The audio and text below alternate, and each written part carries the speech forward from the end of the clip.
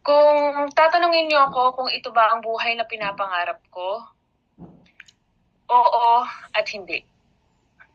Oo, kasi nangarap akong magkaroon ng mas maginhawang buhay ang pamilya ko. At salamat sa Diyos, nakamtan ko naman yun kahit papano. Pero hindi ito ang pangarap kong propesyon. Nung gumraduate ako ng high school, hindi ako sigurado kung anong gusto kong gawin. Naisip kong mag-masscom or mag-music production. Pero sa iba ako dinala ng tadhana, kahit pa anong iwas ko. Bilang isang introvert, hindi talaga natural sa akin na humarap sa maraming tao at magsimula ng conversation. Pero nakatulong sa akin na malaki ang pamilya namin at kada Pasko, pinapag-perform kami sa harap ng mga kamag-anak namin. Kada pamilya may representative. Na-enjoy ko naman na kumanta at mag-perform hanggang sa nagkaroon ako ng lakas ng loob na kumanta sa church at sumali sa choir. Pakiramdam ko ayun ang paraan ko para makipag-usap sa tao sa pamamagitan ng pagkanta. Hanggang sa nabigyan na nga ako ng oportunidad na umarte. And honestly, kinakakatakutan ko talaga siya. So tuwing magkakaroon ako ng taping o trabaho, lagi kong naiisip na, shucks, mapapagod ako. Iiyak na naman ako. Magwawala na naman ako, mananampal ako, mananabunot ako, kung ano-ano naman ang gagawin ko. Dahil nakakapagod gamitin ang emosyon. Pero nagkaroon ako ng ibang pananaw dito after so many years, lalo na nagdaan din ako sa iba't ibang experiences sa acting at nagkaroon ako ng mas malalim na pangunawa at pagmamahal dito. Naisip ko na kung nagagamit ko ito para makapagpasaya at makapag-inspire, at syempre, ito na rin yung naging bread and butter ko, ito ang pwede ko maging ambag. At sa pamamagitan nito, ikukwento ko ang storya ng bawat kababaihang nangangailangan ng boses. Minsan, hindi lang tiwala sa sarili ang kailangan. Madalas, ang trabahong kailangan gawin ay sanayin ang puso at isip sa mga hindi inaasahang pagbabago at matutong tanggapin ang mga bagay na hindi para sa'yo. Kagaya ng sinabi ko kanina, nung nagsisimula ako, ilang beses kong naranasang umasa at mag-antay. Pero ngayon na-realize ko na maiksi ang buhay para maging kampante at magtiwalang kusang darating ang mga oportunidad na para sa'yo.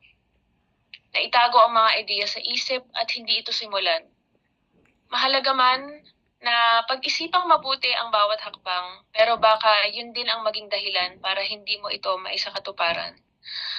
Alam kong hindi ito madali dahil madalas ko itong nararanasan at may mga pagkakataong nakakaramdam ako ng panghihinayang na sana hindi nyo labis maramdaman.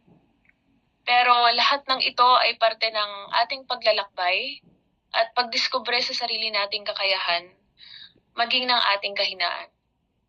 Hindi man tayo nakakasiguro sa hinaharap, ang tanging bagay na pwede nating gawin ay piliin kung ano ang tama at makakabuti hindi lang para sa atin, kundi para sa ating kapwa.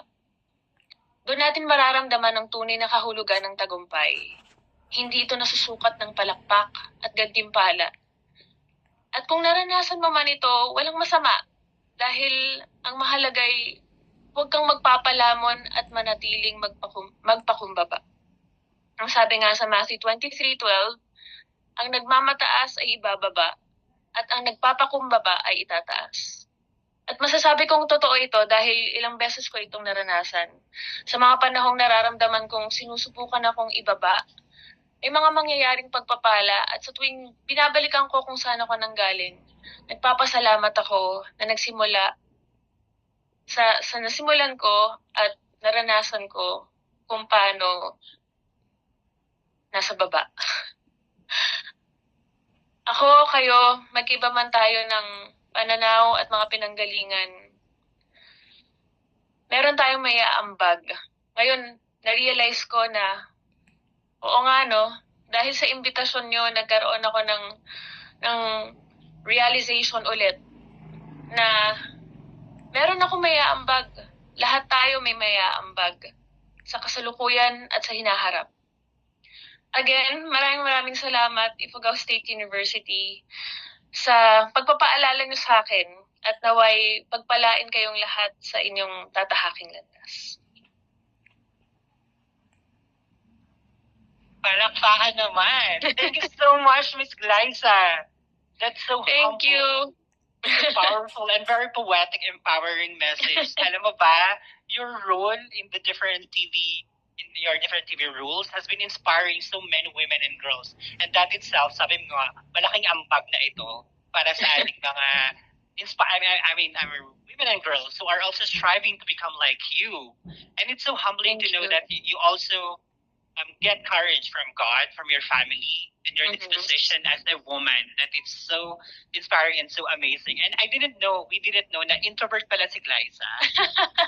Yes, actually dahil sa trabaho ko na tutunan ko na makipag-usap na talaga sa tao, na i-express yung sarili ko.